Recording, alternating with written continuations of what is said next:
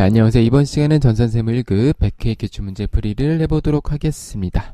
자, 이론의 경우에는 좀 난이도가 어렵고요. 실기는 좀 평이했다. 그렇게 평을 할 수가 있겠습니다. 자, 문제 풀이 해보도록 할게요. 1번. 자, 다음 중 재무제표의 수정을 요하는 보고기간 후 사건으로 볼 수 있는 것은 모두 몇 개인가 라고 되어 있는데요. 솔직히 이 문제는 앞으로 100회 이후 문제 준비하시는 분들은 이 문제는 과감하게 버리셔도 돼요. 왜냐하면 되게 안 나오는 주제예요. 심지어 회계사나 세무사 시험에서도 웬만하면 이 문제는 안 나와요. 만약에 나와도 이 내용 중에 하나가 보기 정도로 나오는 경우지 거의 안 나옵니다. 진짜로. 그래서 이거는 그냥 버리셔도 되는데요. 잠깐 설명을 드리면, 자, 보고기간 말 현재 존재하였던 상황에 대해서 추가적인 증거를 제공하여 재무제표상의 금액에 영향을 주는 사건을 얘기하는데 무슨 얘기냐면, 자, 기말 대부분의 회사가 12월 30일에 결산하니까요.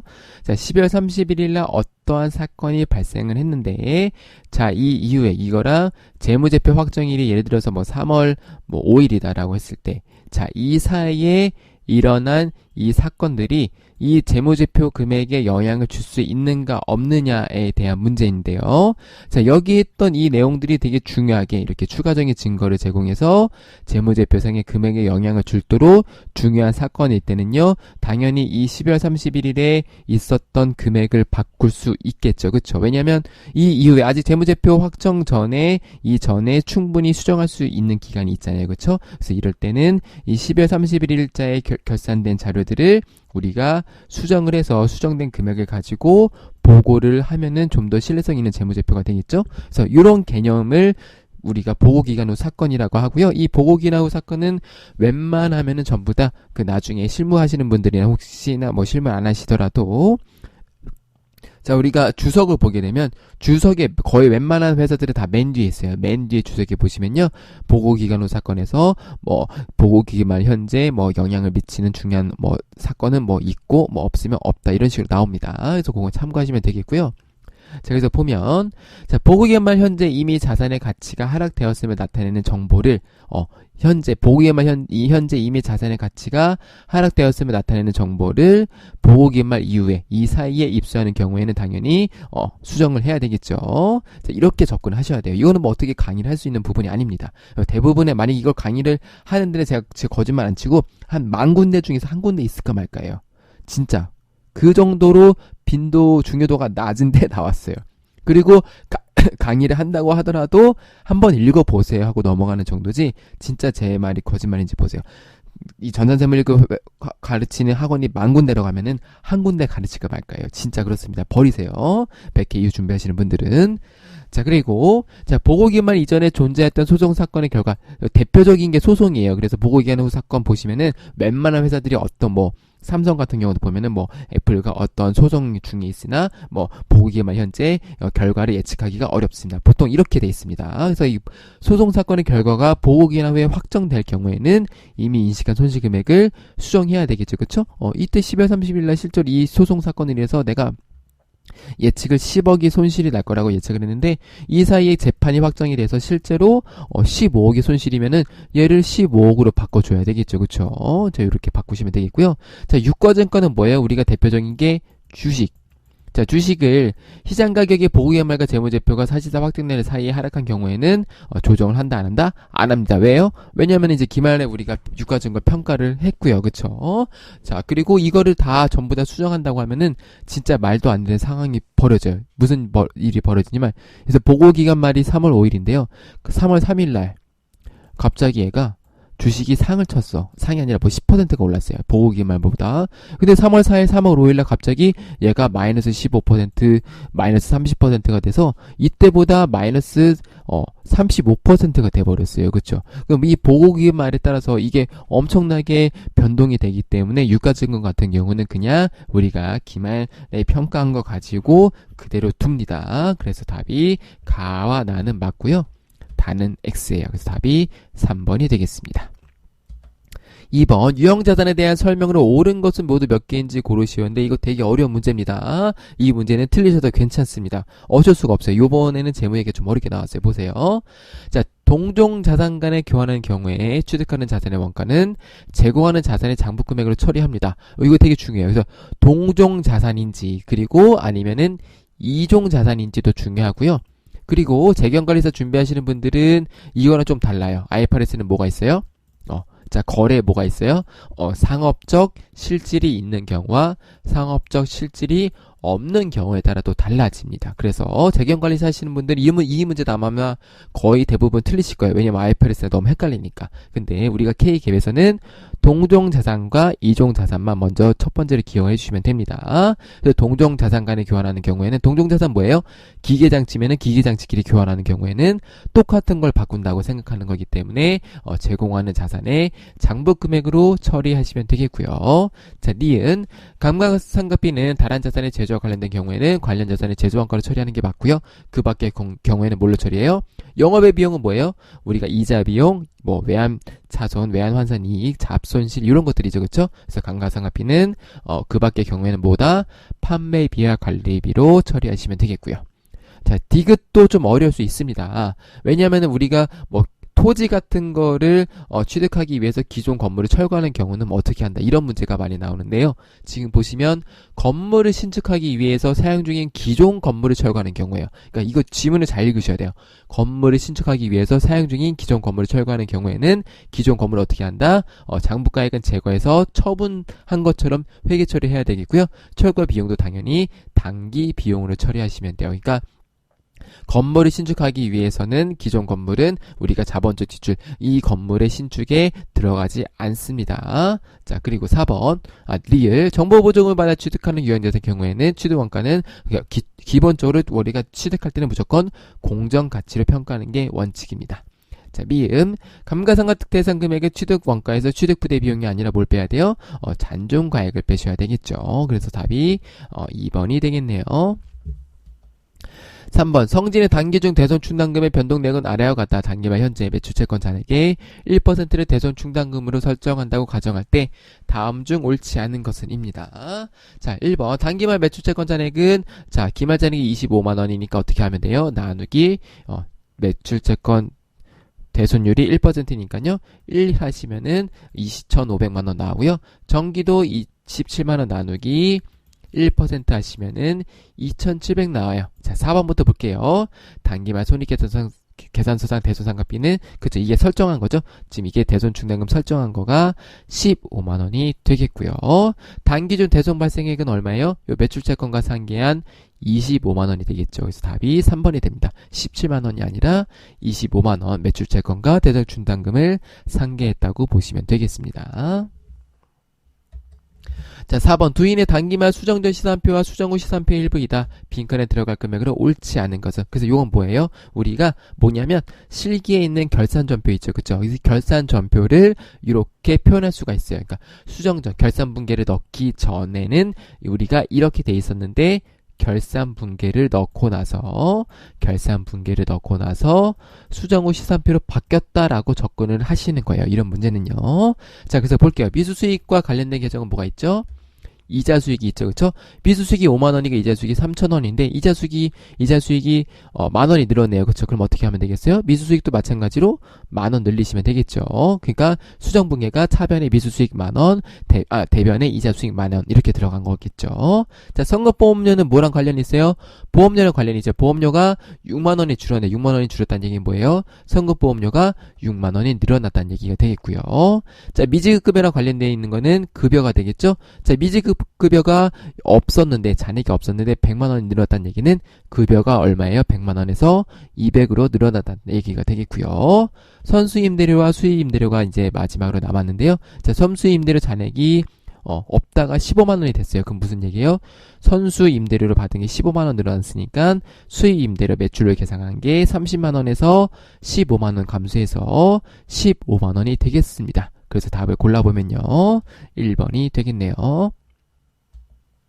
자, 5번. 다음 중 정당한 회계 변경의 사유가 아닌 것은, 자, 요런 것들은 그냥 읽고 판단하셔야 돼요. 이거를 뭐 굳이 내가 공부해서 외운다는 접근을 하시기보다는 자, 회계 변경 이런 것들은 우리가 읽고 판단을 하셔야 됩니다. 다만 우리가 회계 추정의 변경과 회계 정책의 변경 요거는 암기를 하셔야 되겠습니다. 자, 1번 합병, 대규모 투자 등 기업 환경의 중대한 변화로 종전의 회계 정책을 적용하면 재무제표가 왜곡되는 경우가 발생할 수 있겠죠. 그렇죠? 그래서 합병이나 대규모 투자를 했을 때는 당연히 그에 맞춰서 정당한 회계 정책을 회계를 변경하시면 되겠고요. 자, 2번 주식회사의 외부 감사에 관한 법률에 의해서 최초로 회계 감사를 받는 경우, 자, 최초로 회계 감사를 받는 거랑 상관없이 회계 변경은 정당하게 요거는 사유가 되지 않겠습니다. 그러니까 회계 감사를 받는다고 해서 회계 변경이 용인되는 것은 아닙니다. 답이 2번이 되겠고요. 3번 일반 기업 회계 기준의 재정, 개정 또는 기존의 일반 기업 회계 기준에 대한 새로운 해석에 따라서 회계 변경을 해야 되는 경우, 그치 당연히 되겠죠. 회계 기준이 변경됐으면 당연히 그 회계 기준 변경된 거에 맞춰서 회계 처리를 변경하시면 되겠고요. 4번 동종산업에 속한 대부분의 기업이 채택한 회계정책 또는 추정 방법으로 변경함에 있어서 새로운 회계정책 또는 추정 방법이 종전보다 더 합리적이라고 판단되는 경우에는 당연히 회계 변경을 할 수가 있겠습니다. 자, 6번 원가에 관한 설명으로 틀린 것은 1번 표준원가는 정기적으로 검토하여야 하며 필요한 경우에 현재 상황에 맞게 조정해야 됩니다. 그쵸? 표준원가를 쓴 이유가 되겠습니다. 그래서 표준원가 계산은 미리 표준으로 설정된 원가 자료를 사용해서 원가를 계산하는 방법으로 원가 관리에 유용합니다. 3번 순실현 가치법은 분리점에서 중간 제품의 판매 가치를 알 수 없는 경우에도 적용할 수가 있습니다. 분리점이 뭐예요? 이런 거죠. 자, 공정이 있는데 이 공정이 이렇게 A랑 B로 나눠지는 경우가 있겠습니다. 그래서 이럴 때 우리가 판매 가치를 알 수 없는 경우에도 적용할 수가 있다는 장점이 있는데요. 내용이 좀 어려울 수 있습니다. 자, 4번 전부 원가 계산은 변동 제조 원가만을 계산하며 고정 제조 원가를 포함하지 아니한다라고 되어 있는데요. 자, 4번 내용은 아마 제 강의에 있었는지 없었는지 제가 기억이 솔직히 잘 나지 않습니다. 근데 아마 없을 가능성이 높아요. 자, 전부 원가 계산과 변동 원가 계산이 있고 또 뭐가 있냐면 초변동 원가 계산이 있습니다. 그래서 전부 원가 계산은 외부 보고 목적이고요. 변동 원가 계산과 초변동 원가 계산은 내부 보고 목적. 아마 강의가 있어도 이 정도까지만 강의가 된 것 같아서 제가 추가 넣어봤습니다. 그래서 자, 전부 원가 계산은 외부 보고 목적이라서요. 우리가 발생한 원가를 전부 다 제품 원가로 넣어서 얘를 어떻게 하냐면 그 재고 계산할 때 기말 재고 금액 계산할 때 우리가 포함을 하는데요. 변동 원가 계산과 초변동 원가 계산은 외부 보고 목적, 그러니까 재무제표 작성하는 목적이 아니라 내부적으로 우리가 관리회계 목적으로 보고하려는 목적으로 만드는 것이고요. 자, 변동 원가 계산은 변동비만 넣는 거예요. 그래서 고정비는 넣지 않습니다. 변동 원가 계산이기 때문에 변동비까지만 넣는다. 변동 제조 간접비만 넣고요. 고정 제조 간접비는 넣지 않습니다. 그리고 초변동 원가 계산은 재료비만 제품 원가로 넣는 거예요. 그래서 초변동 원가 계산 이렇게 하시고요. 나머지는 전부 다 기간 비용을 처리를 하는 게 이런 개념이 되겠고요. 아마 이 문제가 나와서 제가 혹시나 해서 나중에 이제 제가 출제 예상 문제 할 때 이 문제를 넣을까 말까 고민을 할 건데 뭐가 있냐면 그럼 이 차이를, 요 차이가 있죠. 이 차이를 어떻게 조정해요 선생님이라고 물어볼 수가 있겠죠. 그래서 이 차이를 조정하는 공식이 있어요. 그래서 재경관리사 준비하시는 분들은 제가 이거 재경관리사 같은 경우는 이 문제가 나오기 때문에 재경관리사 6강의 변동원가 계산에서 실제로 어떻게 계산하는지를 넣어놨고요.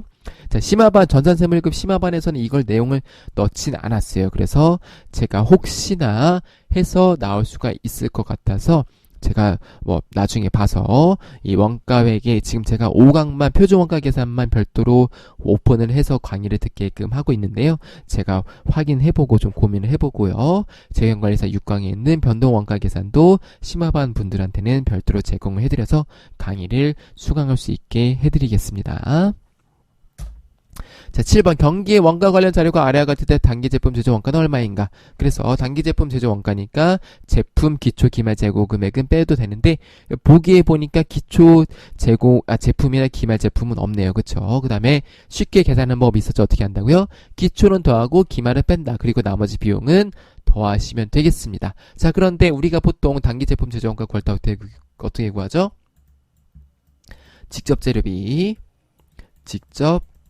그 다음에 직접 노무비, 그 다음에 OH라고 하는 제조 간접비 이거 세 개를 구해야 돼요. 그래서 기초 더하고 얘네들 더하고요. 그 다음에 기말을 빼시면 되는데, 자, 직접 재료비, 직접 노무비, 제조 간접비를 구하려고 봤더니 없어요. 없고 대신 뭐가 있어요? 기초 원가와 가공 원가가 있습니다. 제가 그래서 출제 예상 문제 할 때 뭐 제가 매번 드리는 말씀은 아니지만 어떻게 한다 그랬었죠? 이 기초 원가, 가공 원가의 개념을 알아야 된다고 했었죠. 그러니까 이 기초 원가, 가공 원가의 개념을 알아야 직접 재료비, 직접 노무비, 제조 간접비 이 문제를 풀 수가 있다고 말씀을 드렸었어요.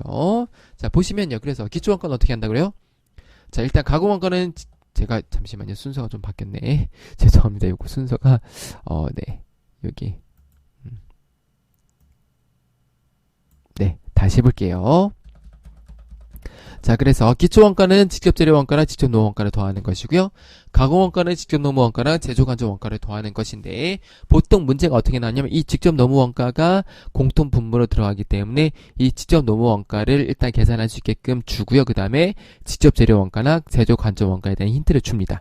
그래서 여기서 직접 노무원가를 구한 다음에 역산해서 이 직접 재료원가나 제조 간접 원가를 구할 수 있게끔 문제가 보통 나오는데요. 지금 이 문제를 봤더니 제조 간접 원가는 직접 노무원가의 1.5배만큼 비례하여 발생한다. 그러니까 지금 문제에서는 제조 간접 원가 힌트를 줬네요. 그쵸? 그래서 역산해서 구하시면 되는데요. 자, 직접 노무원가를 X라고 두시면요. 가공원가는 7만원이니까 7만원은 직접 노무원가 X 더하기 제조 간접 원가는 직접 노무원가 1.5배니까 1.5X가 되겠죠? 그래서 X를 구하시면 28,000원이 나옵니다. 그래서 직접 노무원가는 28,000원이 되는 것이고요. 제조 간접 원가는 42,000원이 되겠네요. 그러면 직접 노무원가가 28,000원이니까 기초원가 얼마예요? 5만원이니까 직접 재료원가 구할 수 있겠죠? 직접 재료원가는 22,000원 되겠습니다. 그래서 자, 얘네들 다 더하시고요. 그 다음에 기초 더하시고 기말 빼시면 돼요. 지금은 기초랑 기말의 차이가 만원이니까 얘네 다 더한 다음에 빼기 만원 하시면 되겠네요. 그쵸? 그래서 이렇게 해서 계산을 하면 얼마가 나오냐면 82,000원이 나오게 되겠습니다. 8번 개별 원가 계산에 대한 설명으로 옳지 않은 것은 개별 원가 계산은 조선업, 건설업 등 고객 요구에 따라서 소량으로 주문 생산하는 거 맞고요. 종합 원가 계산은 달리 개별 원가 계산은 완성품 환산량을 산정할 필요가 없어요. 왜 그래요? 소량으로 생산하기 때문에 전부 다 추적이 되죠. 그쵸? 3번 개별 원가 계산은 제조 원가가 각 작업별로 찍게 됩니다. 그쵸? 그리고 그 작업에서 생산된 제품 단위의 원가를 배분한다. 그래서 작업 지시서를 토대로 계산을 한다고 했었고요. 개별 원가 계산은 상대적으로 원가 계산 과정이 여기에 좀 빠졌네요. 뭐가 빠졌냐면 종합 원가 계산에 비해서 부정확하다가 아니라 정확하죠. 왜냐면 개별로 소량에 따라서 하나씩 계산하는 거라 종합은 뭐예요? 뭐 10,000개, 100,000개씩 계산하는 거라 당연히 어떤 게 더 정확하겠어요? 한 개씩 계산하는 게 더 정확하겠죠. 답이 4번이 되겠습니다. 자, 9번. 다음은 선입선출법에 의한 종합원가 계산을 적용하고 있는 한세의 단기 생산 관련 자료이다. 아래의 자료를 이용해서 기초제공품의 완성도를 계산하면 요거 하면 얼마인가? 단 가공비는 균등하게 발생하고 단기 발생 가공비는 20만원, 완성품의 가공비 단위당 원가는 20원이다 라고 되어 있습니다. 자, 해볼게요. 자, 일단은 기본적으로 우리가 먼저 좀 새로운 유형의 문제이긴 한데, 자, 기초 제공품 얼마예요? 2,000개, 단기 착수된 거 9,000개, 기말 1,000개니까 단기 완성품 몇 개다? 10,000개가 되겠습니다. 제 예를 가지고요. 우리가 뭘 넣는다? 공식, 이거 외우세요. 되게 쉬운 공식이에요. 그쵸? 잠시만요. 요거 공식이 얘도 제가 죄송합니다. 제가 이게 편집이 조금 매끄럽지가 않습니다. 양해를 좀 부탁드릴게요. 자, 그래서 공식을 쓰시면 되는데요. 자, 이거 외우시라고 했어요. 어렵지 않습니다. 요 기초만 차이가 있고요. 나머지는 차이가 없습니다. 요거 몇 번만 쓰시면은 외워져요. 하루에 한 번씩, 뭐 하루에 두세 번씩 아니면은 뭐 공부하시다가 뭐 공부하시고 쉬는 시간하고 공부 다시 시작하기 전에 한 번씩 쓰다 보면은 금방 외워지거든요. 이거 외우면 한 문제는 무조건 맞추고 간다고 보시면 돼요. 자, 그래서 선입선출법이니까 요거 가리시고 가공비니까요. 그쵸? 한번 해보겠습니다. 다 단기 완성량 얼마예요? 10,000개. 지금 여기서 구했죠. 요거 10,000개. 자, 기말 제공품 얼마예요? 1,000개인데 완성도 구하시면은 800개 되겠고요. 자, 완성품 환산량을 그러면 구해야 되는데 기초 제공품이 없기 때문에 못 구하지만 문제에서 어떻게 힌트를 줬어요? 단기 발생 가공비는 20만원이고요. 완성품의 가공비 단위당 원가는 20원이다 라고 힌트를 줬죠. 그쵸? 그래서 얘를 보게 되면요. 20만원 나누기 2만원에서 완성품 환산량은 만개인 걸 확인할 수가 있겠어요. 그러면은 자, 기초제공품, 단계완성량, 기말제공품 합계가 만이 돼야 되려고 하면 기초제공품 몇 개 해야 돼요? 마이너스 800개 되면 되겠죠. 그쵸? 근데 지금 기초제공품 수량이 몇 개예요? 2000개죠? 그래서 2000개 곱하기 물음표 퍼센트 하면은 800이 나오면 됩니다. 그래서 2000개 곱하기 몇 퍼센트 하면 돼요? 40% 하면 800 나오죠. 그래서 답이 1번이 되겠습니다. 이렇게 우리가 풀이를 하시면 이 공식 하나 가지고 많은 것들이 해결이 되는 것을 확인할 수가 있겠습니다. 자, 10번. 다음 중 관련 범위 내에서 단위당 변동원가, 총고정원가를 설명한 것으로 옳은 것은. 그래서 문제 잘 읽으셔야 돼요. 단위당 변동원가랑 총고정원가. 단위당 변동원가 뭐라 그랬었죠? 그쵸. 같이 사는 사람의 식대라고 했었습니다. 1인당 식대죠. 그쵸. 그래서 한 명이 살면은 식대가 5,000원이면은 10,000원이면 한 명이 살면은 10,000원이 드는 것이고요. 5명이 살면은 50,000원이 듭니다. 그 무슨 얘기예요? 단위당 변동원가인 식대는 일정하다, 고정돼 있다라고 보시면 되겠고요. 총 고정원가 뭐예요? 월세죠? 월세는 뭐 10명이 사나 100명이 사나 10만 명이 사나 얼마다? 월세가 100만 원이면은 100만 원만 내면 됩니다. 그쵸? 그래서 총 고정원가도 보다 일정합니다. 그래서 답은 4번이 되겠어요. 11번. 다음 중 법인세법상 접대비에 대한 설명으로 가장 옳지 않은 것은 1번 접대비가 1만원, 정경증금 20만원을 초과하는 경우에는 적격증명 서류를 수취해야 한다라고 돼 있는데요. 접대비 이거 얼마로 바뀌었다 그랬었죠? 제가 개정세법 때 말씀을 드렸었죠. 얼마다? 만원이 아니라 3만원. 자, 2번, 3번, 4번 중요한 내용이니까 같이 보겠습니다. 2번 중소기업은 그쵸, 기본한도는 3,600. 사업연도가 12개월, 1년인 경우에는 3,600이 되겠고요. 자, 금전의 자산으로 접대비를 제공한 경우, 이걸 뭐라 그래요? 우리가 현물 접대비라고 하죠. 현물 접대비로 제공한 경우에는 해당 자산의 가액은 제공한 때의 시가와 장부가액 즉 뭘로 한다고요? 큰 금액으로 한다. 그런데 제가 실기 수업을 할 때는 어떻게 한다고 말씀드렸죠? 시가로 하라고 말씀드렸었죠. 왜 그러냐면은 문제에서는 항상 시가가 더 높게 나오기 때문에 그렇습니다. 근데 원래 원칙은 시가와 장부가액 중 큰 금액이에요. 자, 4번 증빙을 누락하여 귀속이 불분명한 접대비는 송금 부산입하고 대표자 상여. 그러니까 증빙이 아예 없는 경우, 그리고 증빙을 갖고 있는데 증빙이 적격 증빙 서류가 아닐 때는 뭘로 처분한다. 그래서 차이가 있다라는 거 여러분들이 정리를 한번 해보시면 되겠습니다. 답이 1번이 되겠습니다. 자, 12번. 다음 중 법인세법상 세무조정 및 소득청분으로 틀린 것은 1번 임원 상여금 한도 초과액은 상여가 되겠고요. 접대비 한도 초과액은 기타 사유 유출, 감가상각비 부인액은 유보하시면 되겠고요. 자, 임직원이 아닌 지배주주에 대한 여비교통비 지급액. 자, 임직원이 아니란 지배주주이기 때문에 자, 상여는 언제 쓸 수 있다? 임직원일 때 쓸 수 있고요. 지배주주일 때는 이 사람이 직원이 아니기 때문에 상여가 아니라 뭘로 처리해야 된다? 배당으로 처리하시면 되겠네요. 자, 답이 4번이 되겠습니다. 13번. 다음 중 종합소득금액에 대한 설명으로 틀린 것은 1번 기타 소득금액이 250만원인 경우에는 반드시 종합과세할 필요는 없다. 그래서 얼마까지? 300만원까지. 2번 세무서에 사업자 등록한 사업자의 사업소득은 금액과 관계없이 종합과세되는 소득이다. 그래서 종합소득세를 신고해야 된다. 3번 퇴직소득은 뭐죠?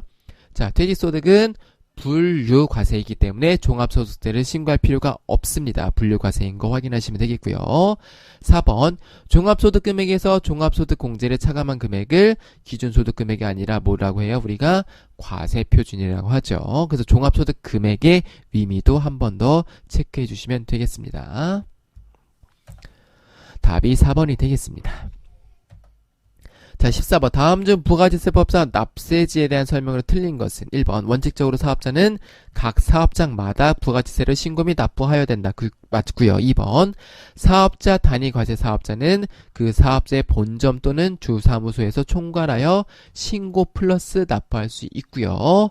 주사업장 총괄 납부 제도는 뭐만 된다 그랬었죠? 주사업장 총괄 납부 제도니까 납부만 할 수 있다. 그래서 주된 사업장에서의 납부세액 또는 환급세액을 통산해서 납부 또는 환급받을 수 있어요. 그래서 만약에 여기에 신고라는 말이 들어가면은 틀린 설명이 되는 겁니다.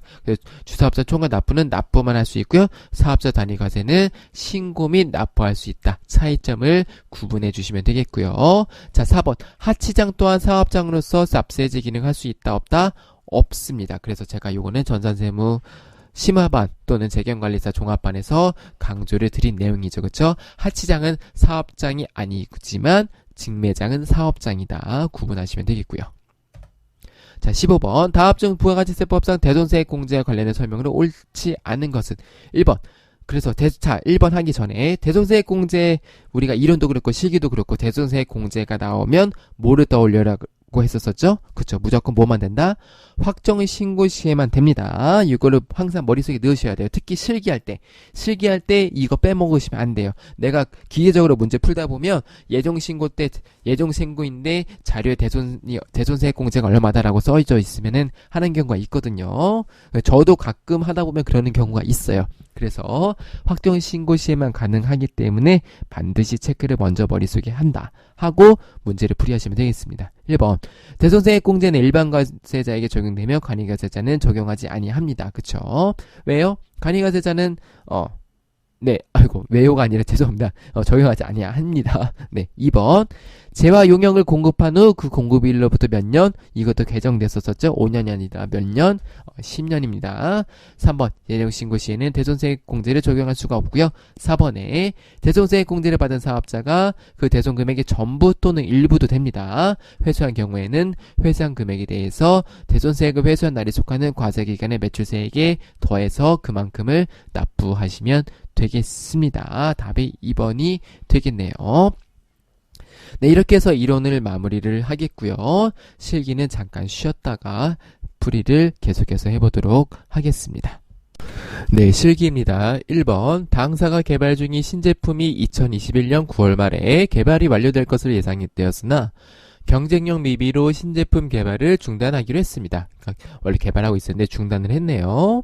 자, 해당 제품 개발과 관련해서 보니까 무조건 이제 우리가 개발을 중단하거나 이렇게 되면 무조건 이제 연구개발비인지 그쵸? 따져야 되는데 지금 문제는 그게 아니고 개발비 계정이라고 아예 주어졌어요. 그러니까 연구 단계인지 개발 단계인지를 구분하는 게 아니라 개발비 계정이라고 이미 처리가 돼 있대요. 개발비는 뭐죠?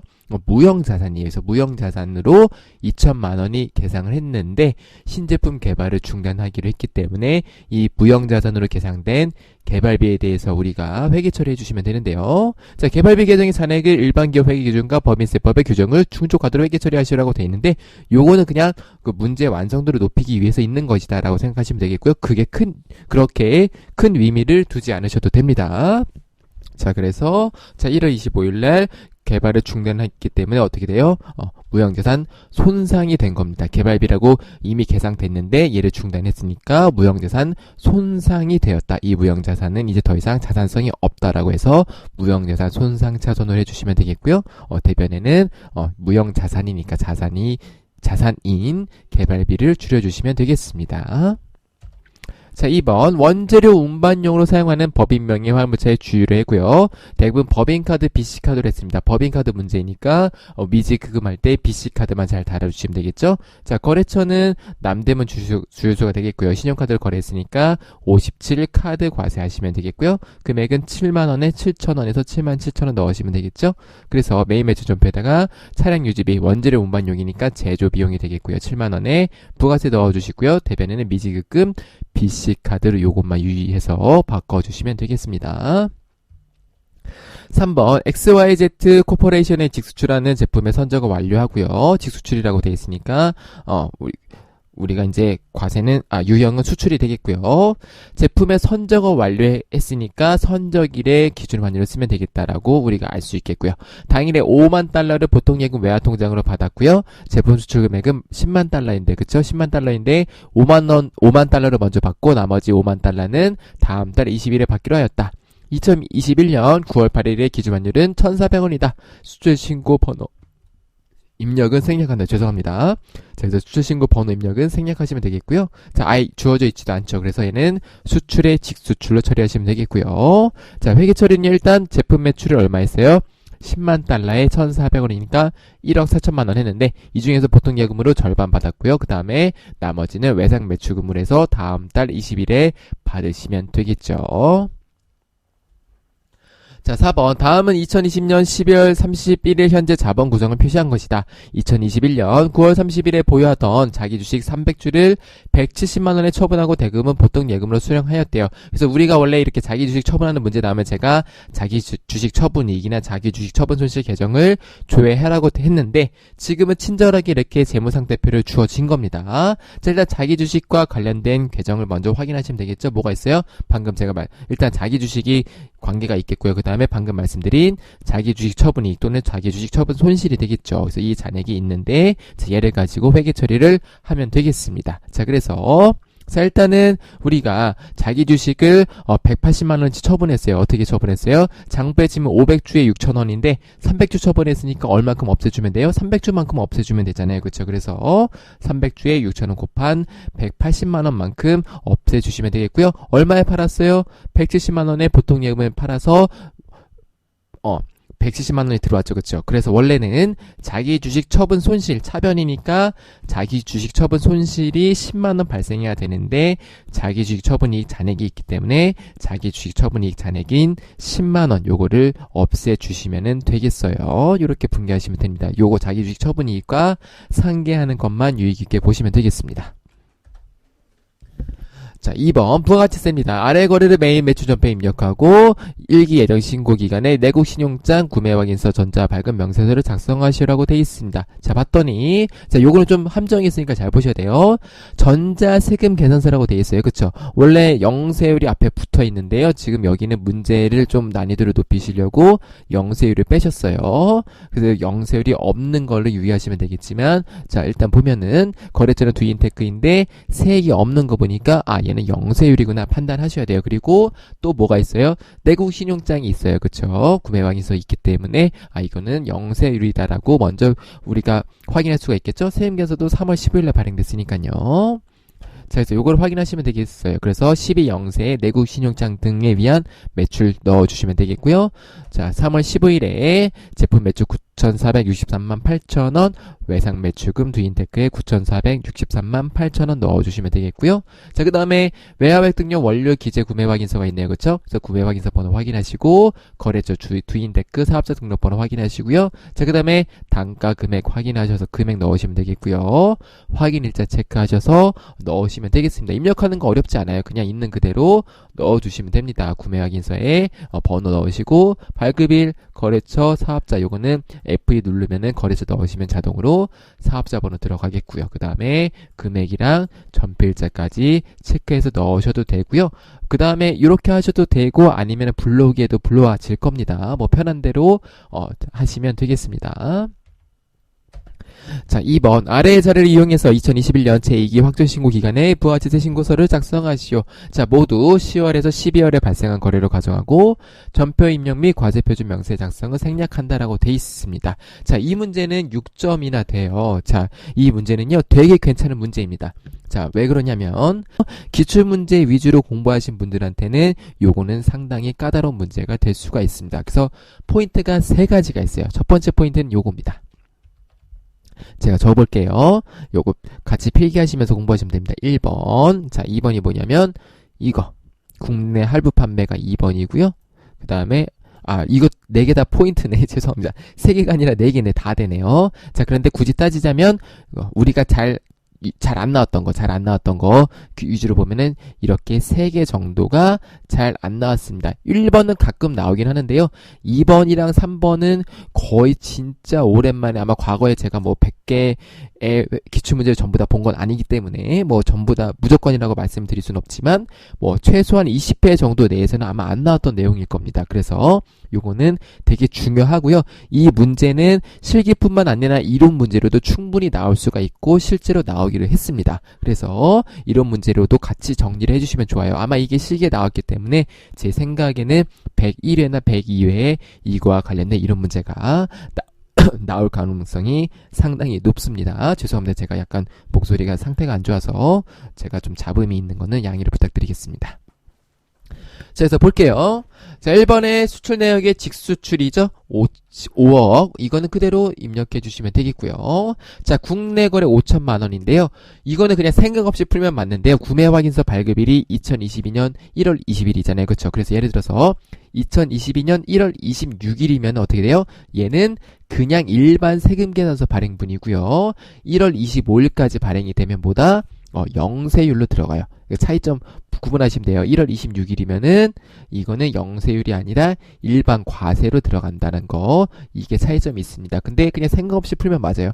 구매 확인서 발급했네? 영세율이네. 이렇게 생각 없이 풀면 맞긴 합니다. 자, 그 다음에 국내 할부 판매인데요. 보세요. 제품 인도는 2021년 10월 1일 날 했어요. 그쵸? 자, 그래서 우리가 제품 인도 기준으로 해서 우리가 중간 지급 조건부 판매인지 장기할부 판매인지 뭐 제품 인도 전인지 후에 따라서 나누는 거 제가 심화반에서 강의 드렸었죠. 그래서 보시면은 요거는 제품 인도를 확인하시면 되겠고요. 대금 지급일 보시면은 자, 보시면 2021년 10월 1일인데 3차 할부 최종이 2022년 11월 1일이에요. 그래서 어떻게 돼요? 1년이 넘으니까 뭐다? 장기 할부 판매다. 장기 할부 판매의 공급 시기 언제예요? 대가를 지급하는 때. 대가 언제 지급해요? 대가를 지급하는 때 제가 뭐라 그랬었죠? 다르게 실무적으로 얘기하면은 세금 개설을 발급하는 때라고 했었죠. 그쵸? 그래서 1차 할부 이때 대가를 지급하는 이 지급 약정인데 세금 개설을 발행을 하는 겁니다. 그래서 이때 10월 1일 날 500만 원만 발행한 거예요. 대가를 지급하는 때 발행하기 때문에. 그래서 얘는 500만 원만 넣어주시면 돼요. 세금 개설 발급분으로 500만 원만 넣어주시면 되겠고요. 자, 3번 거래처의 무상경보품 제공이에요. 자, 무상경보품은 과표에 들어간다 안 들어간다? 안 들어간다 지워주시면 되겠고요. 자, 자녀에게 사무실 무상임대인데 여기에 엄청나게 많은 뜻이 숨겨져 있어요. 무슨 뜻이 숨겨져 있냐면 자, 원래는 자, 용역을 특수관계자한테 무상으로 공급을 해도 원래는 과세 표준에 들어가지 않아요. 그러니까 용역의 공급으로 보지 않습니다. 근데 예외가 있어요. 딱 한 가지.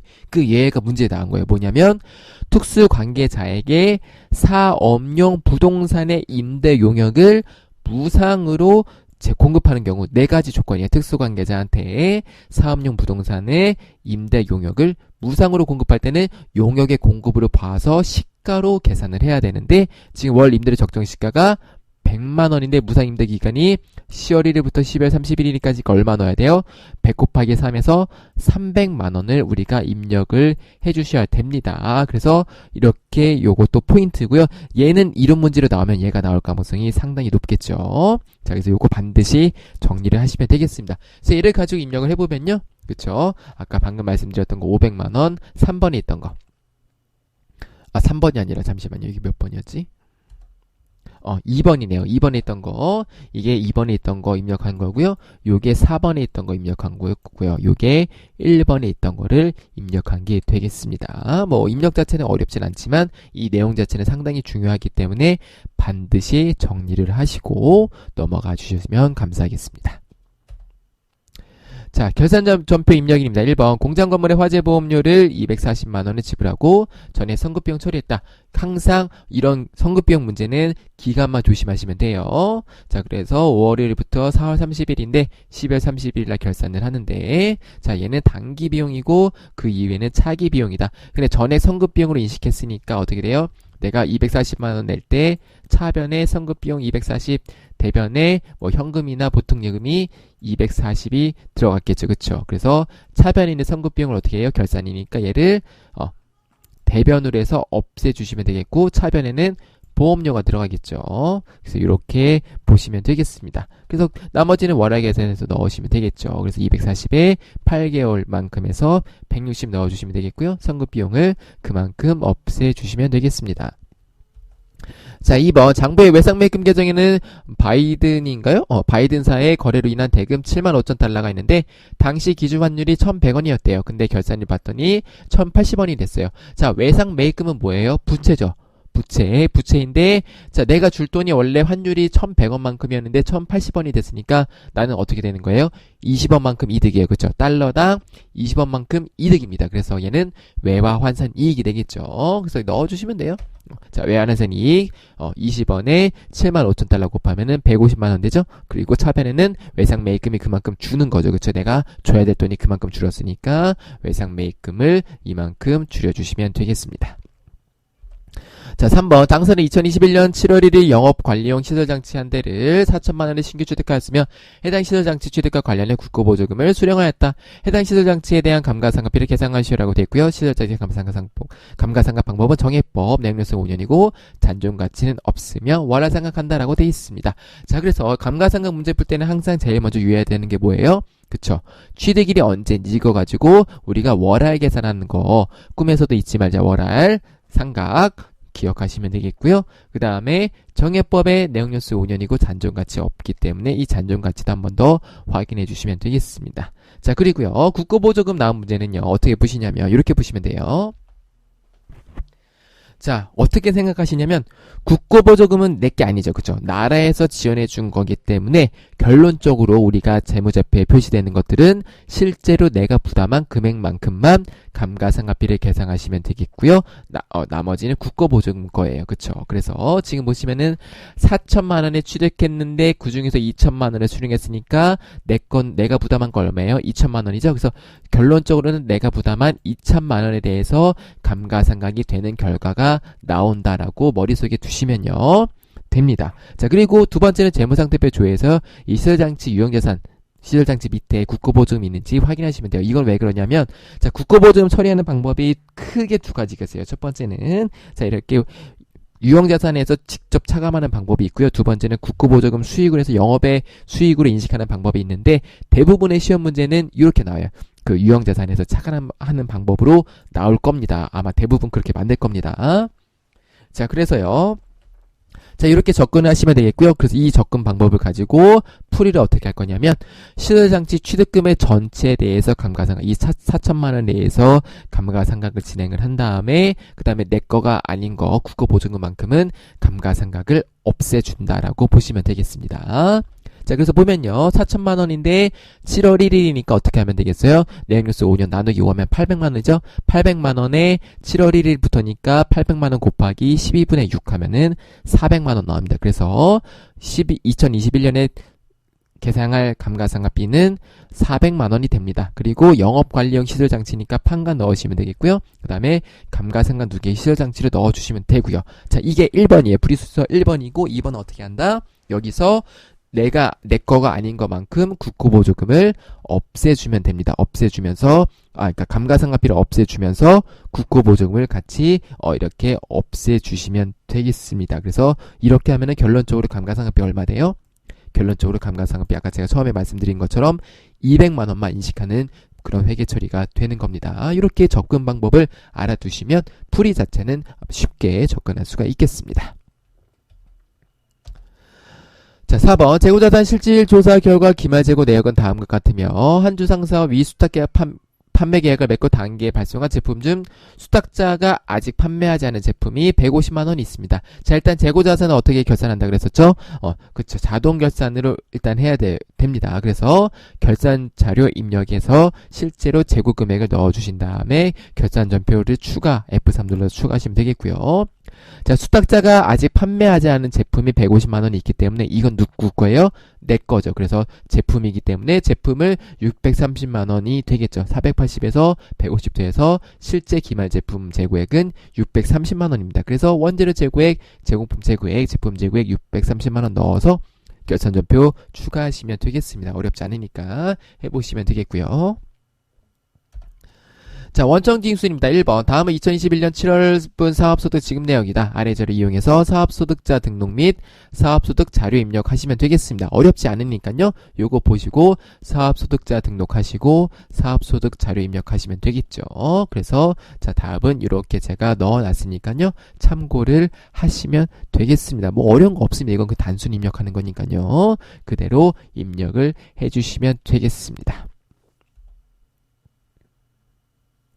자, 2번. 다음 자료를 이용해서 종업원 급나라를 사원 등록하고 3월분 급여 자료를 입력하라고 되어 있습니다. 그리고 자, 부양가족 명세에 급나라의 세부담이 최소화되도록 입력하고 수당공제 등록 시 사용하지 않은 항목은 부로 표시한다고 되어 있습니다. 잠깐만요. 제가 요거 급여 자료 입력만 추가를 해보겠습니다. 밑줄만 추가할게요.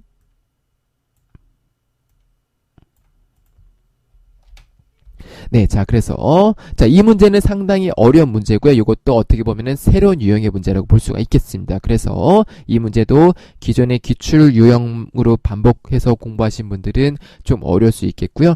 두루두루 공부하신 분들도 어려울 수 있습니다. 왜냐하면은 아무래도 이런 것들을 실기 문제로 잘 만들지 않기 때문에 요거 문제 푸시면서 이런 유형도 있구나라고 감각을 잡아주셔야 되겠습니다. 일단은 3월분 급여 자료는 일단 급여 자료 입력에 나중에 요거 입력하시면 되겠고요. 그쵸? 자, 추가 자료 보겠습니다. 홍도전기는 근로자 5인 이상 10인 미만의 소규모 사업장이다. 자, 이런 것들은 근로자 5인 이상 10인 미만 막 이런 거 따져야 되는데 그런 것들이 크게 따지지 않게끔 문제가 구성되기 때문에 그냥 그렇구나 하고 넘어가셔도 됩니다. 이런 거에 너무 의미 부여 안 하셔도 돼요. 물론 의미 부여해야 되는 경우도 있겠지만 그냥 요런 거 내가 모를 때는 그냥 넘어가셔도 괜찮습니다. 자, 그 다음에 금나라는 여태까지 실업 상태였다가 홍도전기에 생애 최초로 입사한 것으로 국민연금 등의 사회보험에 신규 가입하는 자이며 본인 명의의 재산은 전혀 없다. 금나라의 2021년 월 평균 급여는 위에서 제시된 급여와 정확히 같고 위의 근로소득 외에 어떤 다른 소득도 없다고 가정한다라고 돼 있네요. 자, 그래서 여기서 이제 나오는 급여 개념이 월 평균 급여라는 개념이 나오는데요. 자, 요거는 별도로 계산하는 방법이 있는데요. 계산하는 방법이 있는데 좀 복잡합니다. 복잡한데 일단은 제가 요거는 그냥 뭐 설명을 따로 하진 않고 이 문제를 풀기 위해서 간단하게 그냥 구하기만 한번 해볼게요. 자, 그 다음에 자, 두루놀이 사회보험 여부 및 적용률을 반드시 표시한다라고 돼 있으니까 이게 어디에 등록할 때 이걸 체크하는 게 있구나라고 확인하시면 되겠고요. 건강보험료 경감은 부로 표시라고 되어 있으니까 이것도 우리가 등록할 때 하면 되겠구나 보시면 되겠고요. 자, 회사는 구내식당에서 점심 식사를 지원하기 때문에 이건 뭐예요? 식대는 과세가 되겠죠. 그쵸? 그 다음에 자가운전 보조금은 직원 개인 소유의 차량을 업무 목적으로 사용하는 것에 대한 지원금으로 시내 출장 등에 소요된 실제 경비는 정산해서 지급하지 않기 때문에 자가운전 보조금은 비과세. 자, 그리고 국민연금, 건강보험, 장기요양보험, 고용보험, 소득세, 지방소득세는 자동 계산된 자료를 사용하고 소득세 적용률은 100%를 적용한다. 이것도 체크하셨다가 100% 적용을 하시면 되겠습니다. 자, 그래서 이제 월평균 급여라는 거를 계산을 해야 되는데요. 이 월평균 급여는 어떻게 쓰이냐면 우리가 생애 최초 뭐 입사한 거 뭐 이런 단서가 있긴 한데 자, 우리가 기본소득 월액이라는 게 있어요. 그래서 원래 4대 보험에는 이 기본소득 월액 그런 것들을 가지고 4대 보험을 계산해야 되는데 여기는 지금 그런 게 없기 때문에 우리가 월 평균 급여를 이용해서 4대 보험 금액을 계산을 해야 되는데요. 자, 월 평균 급여는 어떻게 계산하냐면 보세요. 자, 식대는 과세였고요. 자가운전 보조금 비과세고 육아수당 뭐예요? 문제의 말은 없지만 10만원까지 비과세인 거를 우리가 머릿속에 두셔야 됩니다.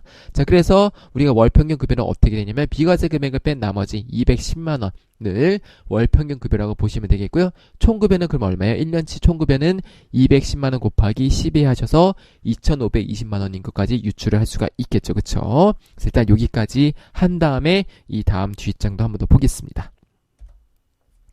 자, 부양가운전 명세가 있는데요. 자, 본인은 금나라인데, 보니까 앞자리가 2니까 여성이죠. 그쵸? 여성이면은 뭐가 떠올려야 돼요? 부녀자 공제되는지, 한부모 공제되는지 확인하셔야 되는데, 지금 보니까 배우자가 있네요. 그쵸? 배우자가 있고요. 우리가 아까 총급여가 2,520이었죠. 그쵸? 그래서 얘는 부녀자 세액 공제가 됩니다. 얘는 아니고 이 금나라 씨는 부녀자 세액 공제가 됩니다. 부녀자 세액 공제 얼마예요? 50만원인 것까지 기억을 해두시면 더 좋겠죠. 자, 그 다음에 배우자 김철수 씨는 양도세금에 있기 때문에 기본 공제가 부과되겠고요. 자녀는 작년 출생에 있으니까 아무 설명이 없기 때문에 기본 공제가 여가 되겠습니다. 자, 이제 이 자료들을 가지고 실습을 한번 해보도록 하겠습니다. 네, 그래서 원천징수에 처음에 우리가 해야 될 게 뭐였냐면 사원 등록부터 해야 되네요. 그쵸? 자, 사원 등록 하셔가지고요. 자, 아무것도 없네요. 그쵸? 그래서 지금 여기다가 이제 4번이 102번의 금나라였습니다. 자, 주민등록번호 있고요. 내용이 900213, 900213에 2234-568 2234-568 하시면 되겠고요. 자, 입사일이 언제였냐면요. 2021년 1월 1일이죠. 네, 이렇게 하시면 되겠고요. 자, 그 다음에 인적사항도 다 들어갔고, 나머지 것들 해당되는지 확인 한번 쭉 하시면 되겠어요. 그래서 여기다 없으니까 넣으시면 되겠고요. 자, 그 다음에, 자, 우리가 아까 여기서, 구한 210만원을 여기다 이렇게 넣어주시면 돼요. 자, 그러면 자동으로 시스템이 계산하게끔 돼 있습니다. 아이고, 2100이 아니라 210만원이죠. 네. 자, 이렇게 하시면 되겠고요. 자, 경감 요거는 없었으니까 두시면 되겠고요. 장기 고용 다 적용하시면 되겠고요. 고용보험 보수 월액도 마찬가지로 똑같이 210만원 적어주시면은 되겠습니다. 나머지 것들은 뭐 특히 건드릴 거 없고요. 자, 이렇게 보시면 되겠고요. 자, 그 다음에 사원 등록 됐으면요. 이제 저장이 없네. 그냥 나가시면 되겠고요. 자, 그 다음에 이제 뭐 할 거냐면요. 우리가 부양가족 명세에 입력을 해야겠죠. 그래서 부양가족 명세를 입력을 해보겠습니다.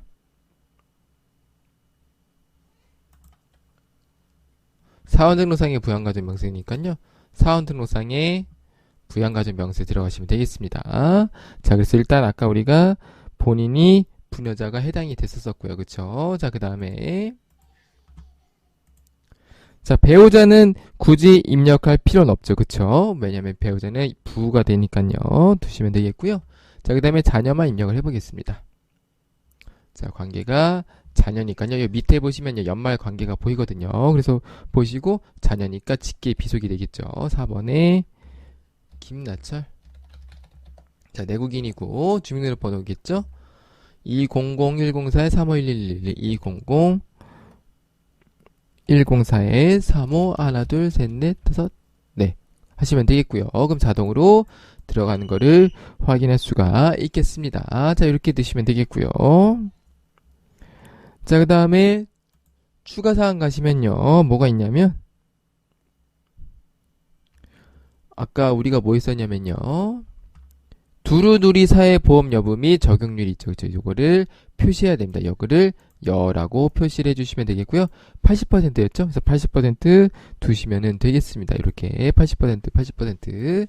그래서 여기 두루누리 사회보험 여부를 넣어서 확인을 해주시면 되겠습니다. 자, 이렇게 하시고요. 그 다음에 어떻게 하냐면 자, 급여자료 입력을 하시면 되겠죠. 자, 그 다음에 보면은 자, 수당공제 등록 시 사용하지 않는 항목은 부를 표시한다고 되어 있는데 우리 보니까 식대 과세하고 운전보조금 비과세였고요. 그 다음에 뭐가 있었냐면 네, 뭐 다른 건 없네요. 그쵸? 다른 건 없고 자, 그래서 요거를 두 개를 먼저 등록을 해주시면 되겠죠. 일단은 2021년 3월분 급여니까요. 3월분 급여이고 급여 지급일이 3월 31일이니까 3월 31일 넣어주시면 되겠습니다. 자, 그래서 일단은 수당 등록부터 한번 해볼게요. 자, 식대가 과세였죠? 그래서 식대는 사용 여부를 부여하시면 되겠고요. 자, 여기다가 과세 식대를 넣어주시면 되겠습니다. 자, 그 다음에 뭐가 있었냐면은 자, 자가운전보조금은 비과세였으니까 비과세 그대로 두시면 되겠네요. 자, 그리고 사용하지 않는 항목은 부라고 되어 있기 때문에 지금 사용하지 않는 것들 기본급 식대 자, 일단은 입력 먼저 해볼게요. 기본급 그 다음에 식대 그 다음에 자가운전보조금 그 다음에 육아수당이 없네요. 자, 비과세 육아 수당 10만원을 이렇게 넣어주시면 되겠죠. 자, 그러면은 육아 수당을 또 10만원을 10만원 맞죠? 네. 10만원 입력하시면 되겠고요. 지금 상여 지태수당, 월차수당, 야간근로수당 없죠. 그럼 얘네들을 상여부, 지태수당부, 월차수당부, 그 다음에 야간근로수당 부 이렇게 넣어서 있는 것들을 다 없애시면 입력을 마무리할 수가 있겠죠. 이렇게 해주시면 되겠습니다.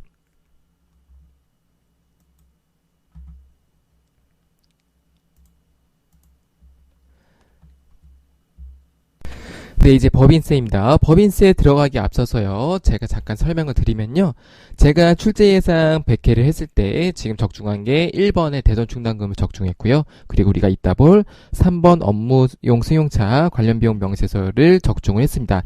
그러니까 요번에는 제가 2개밖에 맞추지 못했어요. 근데 나머지 3개의 문제도 뭐 3개 문제 중에서 그 마지막에 있는 요거 법인세 과표는 조금 까다롭지만 이 자본급 자적표, 과표, 을표라 선급 비용 자체는 어렵지 않기 때문에 뭐 쉽게 다들 하셨을 거라고 생각을 합니다. 자, 한번 풀이를 시작해 보도록 하겠습니다. 1번 다음 자료를 참조하여 대성 충당금 및 대성금 조정 명세서를 작성하고 세무 조정을 하시오라고 되어 있습니다. 자, 당기 대성 충당금과 상계된 금액의 내역이 먼저 확인을 해보면요. 지금 상계된 게 요거 2개죠? 자, 요거의 2개에 대한 금액이 이렇게 설명에 있는 겁니다. 그래서 봤더니, 자, 2021년 2월 10일 날 종민이 발행한 약속금 받으러으로 부도 발생일로부터 6개월이 경과한 부도금 1,500만원 있는데요. 중요한 게 뭐냐면, 원래 이렇게 부도 발생하는 것들은 어떻게 해야 되죠? 비만 가액을 1,000원을 남겨놔야 되는데, 지금 보니까 비만 계정 1,000원을 공제하고 난 후의 금액이에요. 그게 무슨 얘기냐면, 채권이 얼마 있었다는 뜻이에요? 1,500만 1,000원이 있었다는 뜻이에요. 그런데 1,000원을 공제하고 난 후의 금액이니까 1,500을 입력해라 이런 뜻이에요. 그러니까 입력의 편의를 위해서 이렇게 단서를 달아준 겁니다. 그래서 요거는 이렇게 보시면 되겠고, 자, 그 다음에 2021년 6월 10일 날 상민의 파산으로 인해 회수 불능으로 확정된 미수금 800이 처리가 돼 있다. 자, 그래서 여기서 볼 게 뭐가 있냐면, 자, 대성 충당금 요건을 만족하는지 안 하는지를 먼저 확인하셔야 되는데요. 이거 2개는 전부 다 대선 요건을 만족을 하죠. 그쵸? 그래서 보시면 되겠고요. 자, 그 다음에 대성 충당금 할 때 또 확인해야 되는 게 뭐가 있어요? 정기거. 정기거는 어떻게 한다고요? 대성 충당금 함도 초과 유보는 무조건 어떻게 한다? 단기에 무조건 송금 산입 해놓고 시작하는 거예요. 송금 산입 150만원, 유보 감소로 해놓고, 우리가 시스템상에서는 유보 감소라고 입력을 해야 되죠. 그래서 유보 감소라고 입력해놓고 무조건 출발해야 된다. 요거 4번도 체크하시면 되겠고, 자, 그 다음에 대성 충당금 내역에서 쓰는 게 뭐죠? 그쵸? 정기 2월 금액 확인하시면 되겠고요. 그 다음에 우리가 실제로 대성 충당금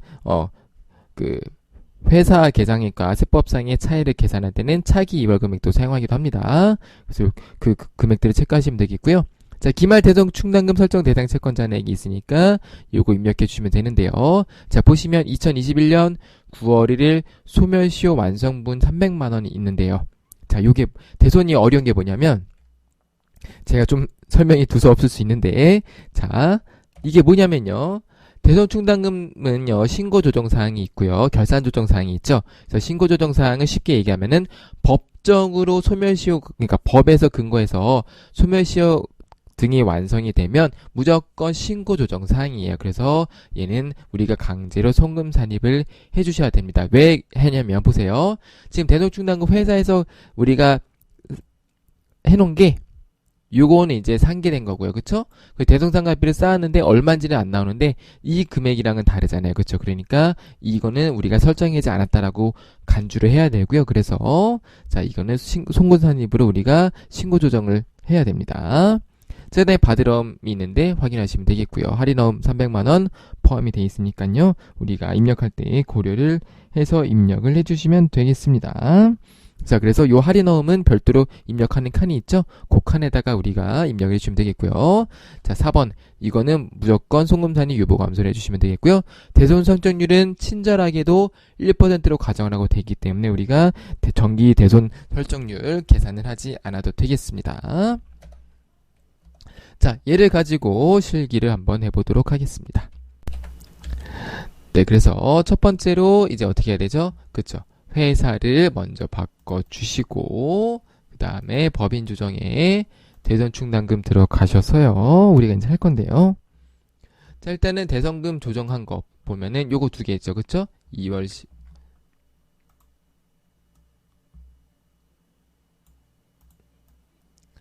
자, 그래서 제가 입력을 해볼게요. 2월 10일 날 받으럼이 자, 얘는 매출 채권이죠. 자, 그리고 대손 사유가 부도 6개월 경과하고 있고요. 금액이 1,500이야. 1,499만 원 아니에요. 조심하셔야 되고요. 그래서 요거는 인정되는 거니까 이렇게 입력해 주시면 되겠고. 자, 그 다음에 6월 10일 날 미수금. 얘는 뭐였냐면 파산이네요. 그래서 800만 원. 얘도 인정되는 거니까 이렇게 인정해 주시면 되겠고요. 자, 그 다음에 채권자네 몇 번이냐면 3번에 있는 거. 자, 외상매출금이 5억이 있었고요. 자, 그 다음에 보시면 기말연재 대성금 부인 누계액이 얼마 있어요? 요거 소멸시효 완성분 300만 원 있죠? 요거를 신고 조정해야 되기 때문에 우리가 얘를 여기다가 단기에 마이너스 300 넣어주시면 되겠고요. 그 다음에 받으러움은 3억이 있었는데 여기에서 할인액이 300만 원 있죠? 할인액은 어디냐면 여기 있어요.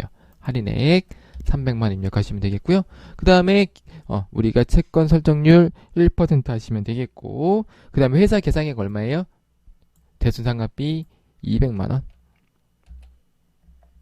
그쵸? 자, 보충액 어떻게 한다 그랬었죠? 자, 이 200만 원에 이 개가 뭐랑 똑같아야 된다? 그쵸? 요거 차기 2월 전에 1,400이랑 똑같아 줘야 돼요. 그래서 이렇게 돼야 되기 때문에 여기다가 몇 입력하면 되겠어요? 1,200만 입력하시면 되겠죠. 네, 이렇게 하시면 되겠고, 충당금 기초잔액이 장부상이 3,500만 원이 있었다. 그 다음에 충당금 부인 누계 얼마예요? 요거 150만 원. 자, 이렇게 입력을 해주시면 입력이 다 됐습니다. 저장 눌러주시고요. 자, 그 다음에 이제 우리가 세무조정을 등록을 하시면 되겠습니다. 그래서 보시면요, 여기 보면은 대성금 뭐 과다 환입액이라고 돼 있긴 한데 우리는 이제 요거를 어떻게 한다? 한도 초과액으로 정기 대성 충당금 한도 초과액을 넣어주시면 되겠고요. 그 다음에 요거는 단기에 한도 초과된 거 금액이 있고요. 그 다음에 여기에 표현이 안 되는 게 뭐가 있어요? 여기 있어요. 신고조정사항은 따로 표현이 안 되기 때문에 우리가 얘는 세무조정을 별도로 해줘야 된다. 이렇게 기억을 해주시면 되겠습니다. 자, 그래서 자, 직접 입력하신 다음에 내는 충당금 한도 초과 유보 발생하시면 되겠고요. 자, 그 다음에 일단은 정기대손 충당금 한도 초과가 150만원, 얘는 유보가 감소하는 것이고, 자, 그 다음에 뭐가 있냐면은 우리가 소멸시효 완성 매출채권 요거, 그쵸? 그래서 요를 어떻게 하는 거예요? 실제로 회사가 비용을 계상 안 했잖아요. 세법상으로 비용이 인정되는 건데 회사가 계상 안 했기 때문에 얘는 송금 산입이 되는 거예요. 비용을 인정해 줘야 되니까. 그래서 여기다가 소멸시효 외상 매출, 소멸시효 완성 외상 매출금 이렇게 입력을 해주시면은 되겠습니다. 자, 이렇게 하시면 마무리가 되겠어요.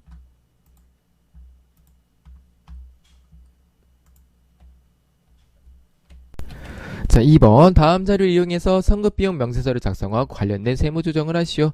세무조정은 건별로 처리한다라고 되어 있습니다. 그래서 보시면은 지금 요거 두 건을 각각 세무조정하시면 되겠고요. 자, 성급비용은 어려운 거 없죠? 어려운 거 없는데, 자, 뭐가 있냐면 일단은 요거 두 개 기본적으로 입력하시면 되겠고요. 자, 여기 자본금과 적립금 조정 명세서에서 보시면요, 성급비용이 정기의 기간 미경과로 인해서 유보로 처리한 보험료의 기간이 도래했다. 그러니까 이 56만 원이 단기에 없어져서 기말에는 0원이 되는 거죠. 그래서 요거에 대한 세무조정을 추가해 주시면 되겠어요. 그러니까 얘는 정기 어떻게 됐겠어요? 성급비용이니까 비용을 인정 안 됐겠죠. 그러니까 정기에 송금 불산이 됐던 거를 단기의 비용이니까 단기의 비용으로 인정해 줘야 되니까 단기에 송금 산입으로 처리하시면 되겠습니다. 자, 그래서 얘는 단기에 송금 산입 유보 감소하시면 되겠고요. 임차료 내역을 입력하시면 되겠고요. 자, 봤더니 이렇게 두 건을 나눠서 입력하시면 되겠고요. 자, 장부에 성급 비용으로 계상된 금액이 없으니까 우리가 이따가 입력할 때 회사 계상액은 있다 없다? 없다라고 입력을 해주시면 되겠어요. 바로 한번 해보겠습니다. 자, 그래서 성급 비용 명세서. 자, 보면은, 자, 임차료 내역인데, 이거 둘 다 뭐예요? 자, 임차료 내역이니까 임차료죠. 네, 죄송합니다. 자, 그래서 얘는, 자, 평택공장. 자, 거래처는 성삼. 시작일이 2021년 5월 1일이고 2022년 4월 30일이고 지급액이 8,400인데 자, 그러면은 선급비용이 자동으로 계산이 됩니다. 그래서 요거 계산된 금액으로 넣어주시면 되겠고요. 마찬가지로 제천공장도 해볼게요. 그리고 이익은이 자, 2021년 8월 1일부터 2023년 7월 31일에 1억 2천이죠. 네, 그래서 요것도 그냥 계산된 거, 회사 계산액이 없기 때문에 여기는 그냥 비워주시면 되겠고요. 자, 세무 조정할 때 유의할 게 뭐냐면 일단 따로따로 해야 된다는 거를 기억해 주시면 되겠고요. 그 다음에 하나 뭐예요? 요거 정기 거 송금산입으로 조정을 해 주셔야 됩니다. 그래서 자, 일단 정기 거부터 해볼게요.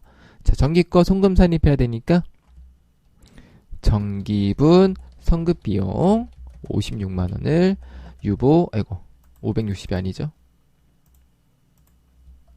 자, 56만원을 유보감소해 주시면 되겠고요. 단기 거 1억 2200인데 지금 나눠줘야 되니까요. 이게 뭐였죠? 성급비용 해놓고요. 평택공장 거. 평택공장께 27692-307. 그 다음에 성급 임차료라고 할까요? 이거는 뭐 크게 중요하지 않습니다. 성급 임차료를 해볼게요. 성급 임차료 제천공장 얼마냐면 94979-423 이렇게 해주시면은 되겠어요. 둘 다 유보 발생으로 넣어주시면은 얘도 차기에 이렇게 되는 거예요. 정기분 성급비용 하면서 유보 감소가 되겠죠. 제천공장은 2023년까지니까 금액이 좀 달라질 수 있겠네요. 이렇게 체크하시면 되겠습니다. 네, 저장하고 나가시면 되겠어요.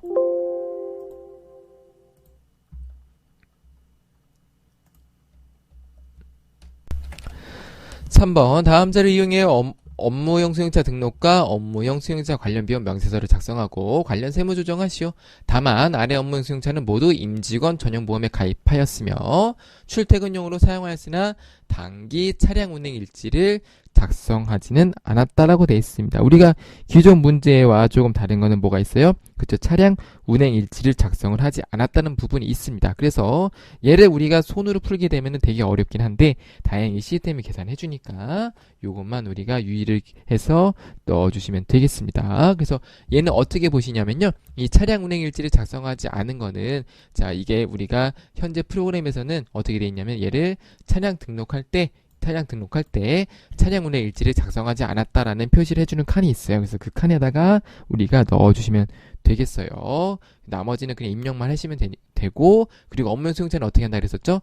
자동으로 한다 그랬어요. 그쵸? 우리가 세무 조정할 때 직접 입력하는 게 아니라 자동으로 해서 이용을 한다. 왜 그러냐면은 리스일 때랑 렌트일 때랑 우리가 다르기 때문에 그거 좀 헷갈릴 수 있기 때문에 업무용 수용차는 우리가 자동으로 세무 조정을 하자. 그것까지 기억을 해주시면 되겠습니다. 일단 해볼게요. 자, 그래서 업무용 승용차. 자, 일단은 업무용 승용차 먼저 등록을 해보겠습니다.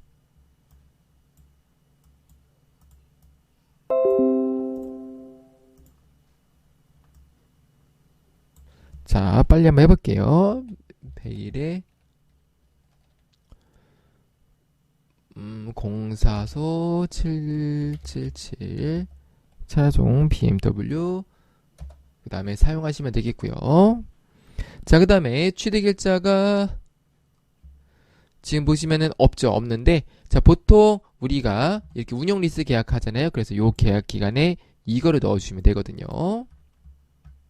그래서 취득일은 2021년 6월 1일이고요.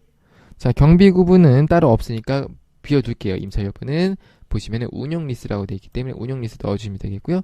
2021년 6월 1일부터 2024년 6월 1일. 자, 보험 가입되어 있고요. 자, 보험 기간도 똑같이 넣어주시면 되겠죠. 자, 그 다음에 여기서 운행기록부 사용 여부를 여기를 부로 넣어주시면 돼요. 자, 그리고 전부 다 단기에 있기 때문에 정기 거는 없는 거죠. 자, 이렇게 넣어주시면 되겠고요. 그 다음에 똑같이 102번이었죠?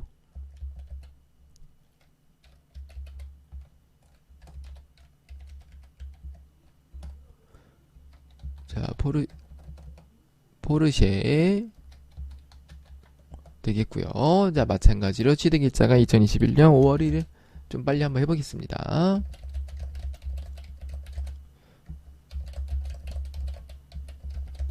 자, 여기도 부로 해주시면 되겠네요. 자, 이렇게 해서 등록을 하시면 되겠고요. 자, 그 다음에 이제 얘를 가지고 우리가 이제 코드를 넣을 겁니다. 자, 그래서 이제 어떻게 할 거냐면요. 여기서 자, 사용 금액을 넣어줘야 되는데요.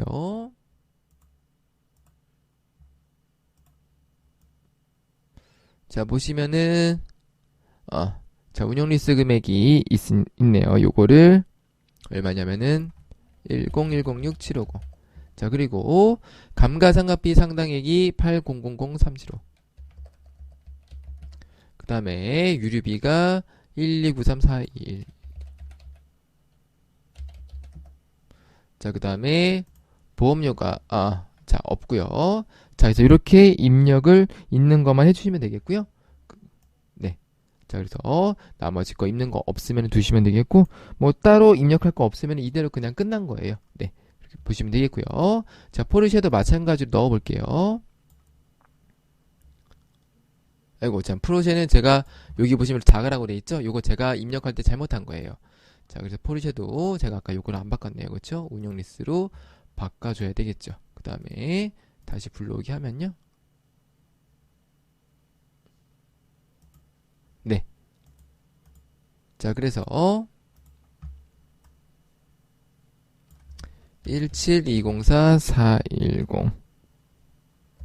그 다음에 감가상각비 상당액이 16833,975. 자, 그 다음에 유류비가 1041,282. 이렇게 넣어주시면 되겠고요. 나머지 거 입력할 거 없으면 이대로 마무리를 하시면 됩니다. 자, 그래서 이제 이렇게 입력하신 다음에요. 조정 등록을 누르신 다음에 어떻게 된다고요? 이때는 아이고, 뭐라? 이게 자동 여기 조정 코드 도움이 있네요. 그쵸? 요거 가지고 하면 되겠네요. 자, 그래서 보시면요. 전모 미사용분이랑 감가상각비 한도 초과액 요거 넣어주시면 되는데요. 이게 입력하는 게 좀 바뀌었네요. 여기 이렇게 클릭하고 누르는 거구나. 네네네. 자, 그래서 전모 미사용분인데요. 얘는 뭐냐면은 자가가 아니라 렌트 등이죠. 그쵸? 그래서 렌트 등을 누르시면 되고요.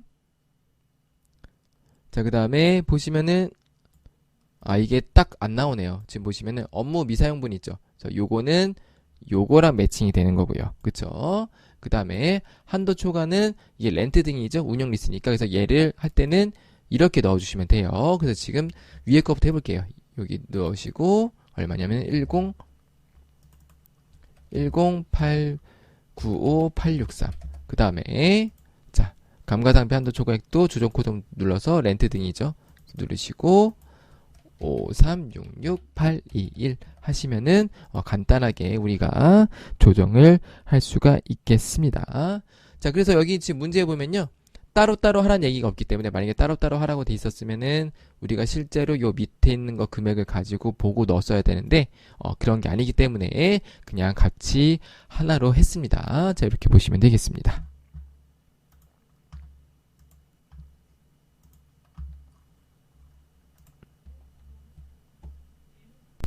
4번 다음 자료를 이용해서 자본금과 적립금 조정 명세서 가부를 작성하시오.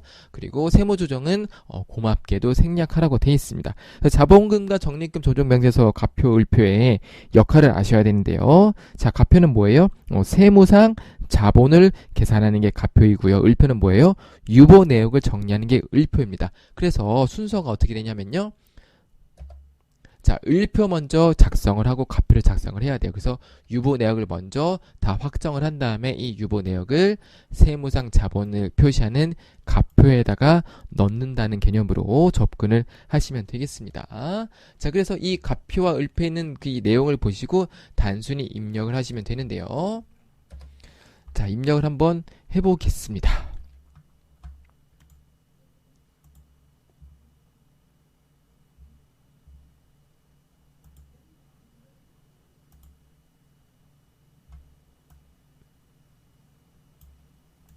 자, 그래서 불러온 기존 자료 및 다른 문제 내용은 무시하고 아래 자료만 이용하라고 돼 있으니까요. 자, 여기 있는 거 다 우리가 아까 입력한 거 있잖아요. 이거 전부 다 삭제하시면 됩니다. 네, 하시고 자, 을표부터 보겠습니다. 대성충당과 환도 초과액 있죠? 여기 있는 거 적으시면 돼요. 여기 을표 잔액, 정기말 잔액부터 일단 적고 하겠습니다. 초과액 있었고요. 성급비용, 그리고 자, 이렇게 있었고요. 자, 단기 중 유보 금액 변동 내역은 다음과 같다. 단기 대성충당금 한도 초과액은 1,100만원. 그러니까 이 대성충당금 한도 초과액이 어떻게 되는 거냐면요.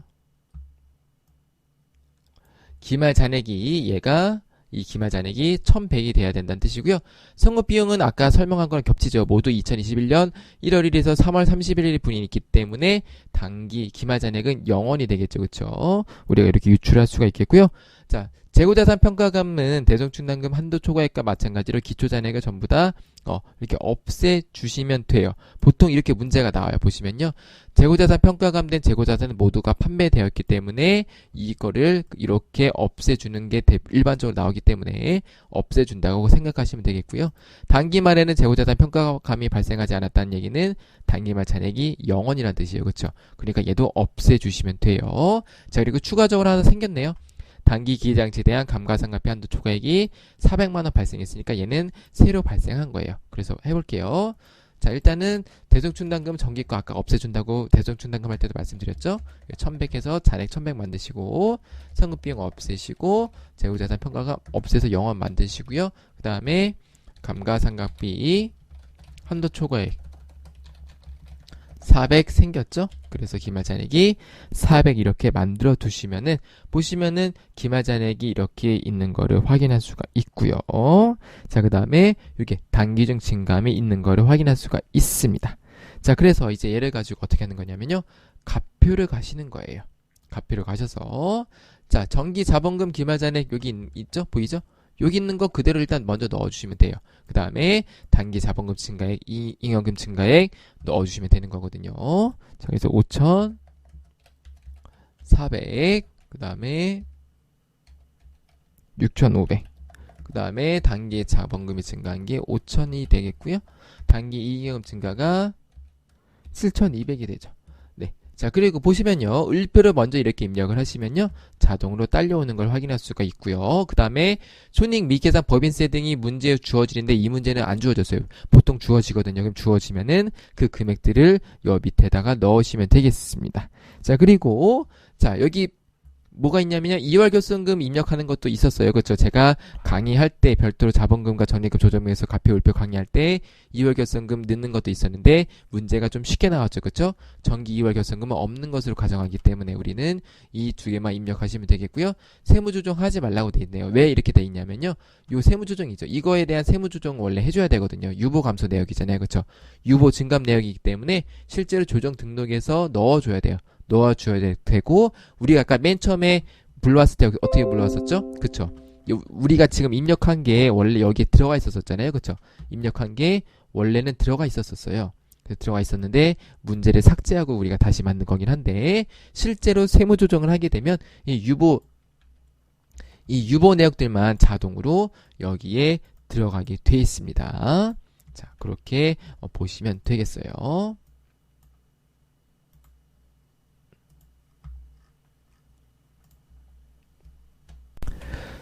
네, 5번 아래의 자료를 이용해서 법인세 과세표준 및 세액조정 계산서와 최저한세 조정 명세서를 작성하라고 되어 있습니다. 이것도 마찬가지로 다른 문제 내용은 무시하고 아래의 자료만을 활용하라고 되어 있습니다. 자, 결산서나 단기순위 이런 것들 다 입력하시면 되는데 요거 순서했었죠? 어떻게 순서했었죠? 순서가 제일 중요합니다. 첫 번째 어떻게 한다고요? 아이고, 제가 요거를 맨 마지막에 넣어놨나 보네요. 자, 순서가 법인세 과세표준 및 세액조정 계산서에서 일단 여기 있는 내용들을 대략적으로 적어주시고 그 다음에 최저한세 조정 계산서 가서 최저한세 조정 대상 여기 있는 것들을 입력을 해주신 다음에 그 다음에 다시 법인세 과세표준 및 세액조정 계산서에서 이 최저한세 입력한 금액을 넣어서 확정을 하시면 되는 거죠. 그쵸? 자, 그리고 기부금 관련 사항이 있는데요. 자, 2019년 한도 초과액은 얼마예요? 지출액. 회사가 계산한 게 1,000만 원인데 실제로 세법상 한도액이 700만 원이니까 한도 초과액이 300만 원이 발생했겠죠. 그쵸? 그런데 자, 2021년 봤더니 지정기부금 지출액이 1,800인데 한도액이 2,000만 원이에요. 그러면은 이 지출액 얼마까지 추가적으로 인정받을 수 있죠? 200만 원을 추가적으로 인정받을 수가 있는데 한도 초과액이 300만 원이 있었기 때문에 200만 원을 제외하게 되면 2021년 한도 초과액은 100만 원이 남는 것을 확인할 수가 있겠습니다. 그쵸? 이해 가시나요? 이 19년도에 한도 초과액 300만 원 있었는데 21년에 200만 원만큼 부족한 게 발생했으니까 한도 초과액을 없애주시고 2021년 한도 초과액은 100만 원이 남아있다. 이렇게 볼 수가 있겠습니다. 자, 그래서 법인세 과세표준 및 세액조정 계산서부터 입력을 해보도록 할게요. 자, 법인세 과세표준 및 세액조정 계산서 가서요. 자, 당기순이익 있는 거 입력해 주시면 되겠어요. 자, 입금이 1억 3천이고요. 송금이 1억이고. 기부금 한도 초과액 얼마예요? 아까 했던 100만 원이고요.